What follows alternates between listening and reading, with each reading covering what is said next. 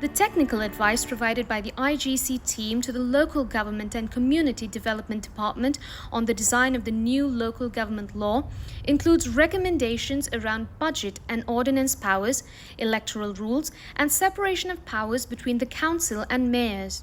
The critical idea is what are the elements of the reform effort that should be prioritized and what are the solutions that have to be chosen.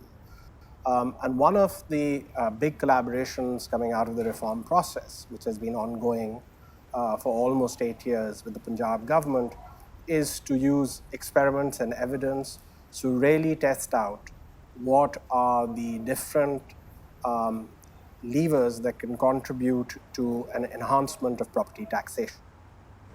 With the introduction of Punjab's new decentralisation law, there is an urgency to strengthen the legal and regulatory framework around land and property taxation in order to finance public expenditure.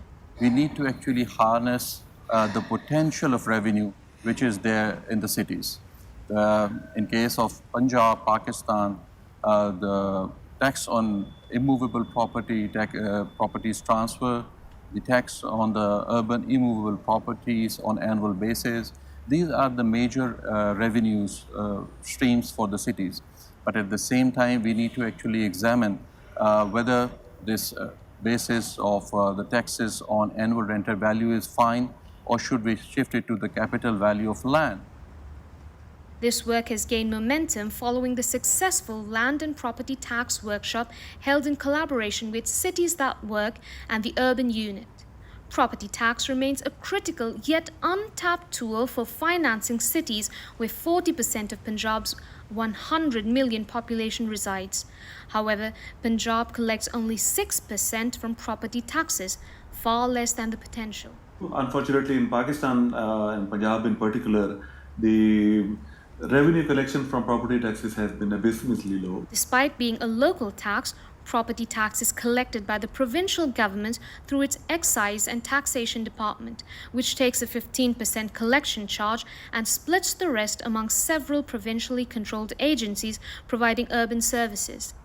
This is expected to change under the new decentralisation law that will devolve these agencies to newly formed urban local governments.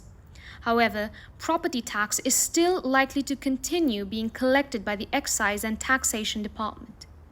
The IGC has also developed a series of 4 projects focused on enhancing property tax collection in Punjab. So we started out with the problem of how do we incentivize property tax collectors to collect more revenue. So we had our first project, different forms of performance pay mechanisms. Our next project was a non-financial project on using basically merit-based postings for incentivizing tax collectors to collect more money. The department is now internalizing these findings to inform its HR policy.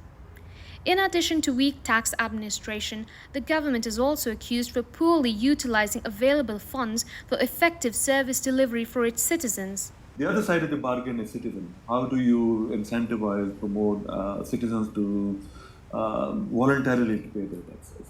Voluntary property tax payment is directly linked with the better service deliveries. Through this project, the government has got sufficient empirical evidence by linking the service delivery with the tax payments. The researchers worked closely with the Punjab government to test a series of reform interventions to strengthen the link between the provision of local services, citizens' willingness to pay, and local property tax collection in urban Pakistan.